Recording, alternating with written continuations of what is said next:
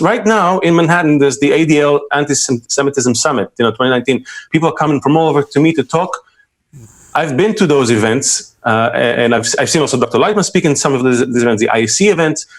The conversation is never about Jewish unity. You go to the World Zionist organization, it's not about this unity. There's voices here and there, but I don't see Jews making even the effort to do this as an exercise. For 1 year, we'll really be brothers. It sounds so simple and yet so outlandish.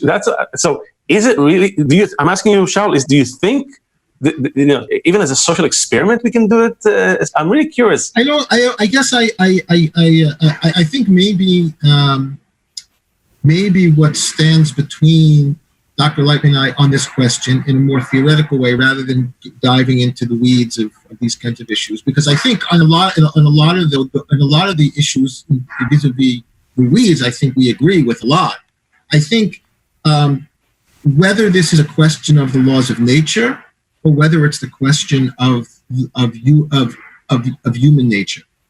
When we talk about anti-Semitism, but isn't human nature part of nature? I mean, no, because I think Dr. Laitman is saying that there's something. No, human nature and the inclusive laws of nature are all intertwined. It's interconnected, and that's why anti-Semitism is part of the laws of nature. The nature of the human ego is part of the laws of nature. What we can do is invert the way in which the law works towards us, by working towards love and connection between us. That's what the Torah is talking about. That's what is up to us to do, and that's what the nations of the world are pushing us to do. I think, I wonder, back to Leo's question about unity. I'm very skeptical on the question of unity. I don't think that, there wasn't unity even in Abraham's sons.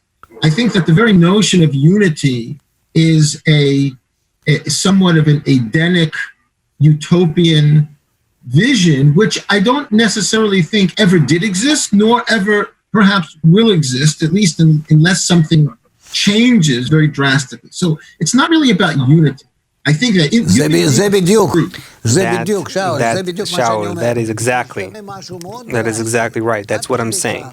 That something so drastic will have to happen that we will be forced by very big blows to start that process. I'm saying let's not wait for that to happen. Let's make a baby step forward, because there's no choice.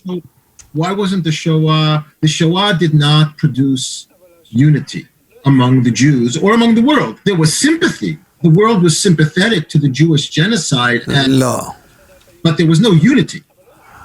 True. And the Jews in Palestine were fighting with each other when the Jews were being killed and murdered in Auschwitz, right? So at the same moment, True. Right? So I think that the idea of unity, obviously, none of us wants something like that to happen again in order to kickstart this process. So I'm not sure what you're suggesting in terms of how this process could begin to happen. Like what would need to happen just on the ground, right, for this process to begin to happen? And what would unity actually even mean? What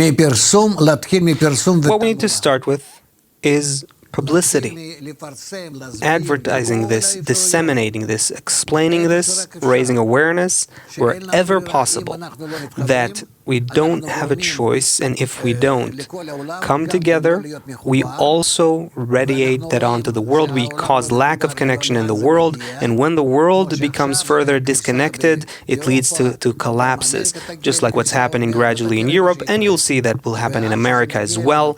Crises will escalate until we will reach a third world war. And this is what the Zohar talks about, and it will happen. But who will be guilty? The Jews, and they will be blamed, and rightly so. That's why this is deterministic. We don't have a reason, a choice. We have to start explaining that. Once we just make a subtle shift in the attitude towards that, in towards love that covers all our differences, our crimes, towards greater connection between us. That's it. You'll see how the atmosphere is changing. The nations of the world will begin to support us.